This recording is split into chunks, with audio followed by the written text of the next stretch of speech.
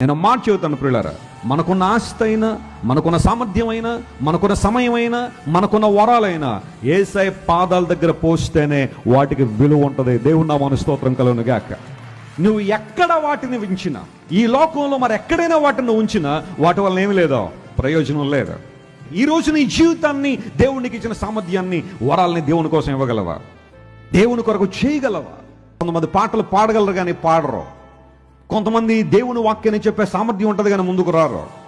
కొంతమంది దేవునికి ఇచ్చే సామర్థ్యం ఉంటుంది, విపరీతంగా దేవుడు వారికి ఇస్తూనే ఉంటాడు. అవన్నీ కూడా అక్కడ ఇక్కడ సేవింగ్లో పెడతారే కానీ దేవుని కొరకు ఏదైనా చేయాలని ఆలోచన ఉండదు. కొంతమందికి డ్రైవింగ్ వచ్చు కానీ ఎప్పుడూ కూడా సేవకుల్ని, అయ్యా మీరు కూర్చోండి కారులో, నేను డ్రైవ్ చేసి తీసుకెళ్తానని సేవకుల్ని తీసుకెళ్లే పరిస్థితి ఉండదు. కొంతమందికి టెక్నాలజీ మీద ఐడియా ఉంటుంది కానీ ఆ టెక్నాలజీ దేవుని సేవ కోసం వాడరు.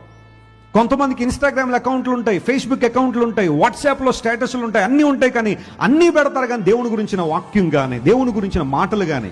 సరే ఆదివారం వచ్చారు, దేవుని మీతో మాట్లాడి ప్రసంగం యొక్క లింక్ ఏదైనా షేర్ చేద్దామంటే కొంతమందికి మరి ఏం ఆలోచన ఉంటుందో నాకే తెలియదు కానీ ఇష్టం ఉండక చేయరు, లేకపోతే ఆసక్తి ఉండక చేయరు. కొంతమంది ఆ చిన్న పని కూడా దేవుని కోసం చేయరు. రాజ్యభారము, దేవుని స్వార్థ భారం మన మీద ఉన్నప్పుడు దేవుని కొరకు మనం వాడబడాలనే ఆశ మనలో ఉండాలి. దేవుని రోజులారా, అత్తరు బుడ్డి పగిలినప్పుడే దేవుని సువార్త, దేవుని యొక్క సువాసన ఆ ప్రాంతం అంతా వ్యాపించింది.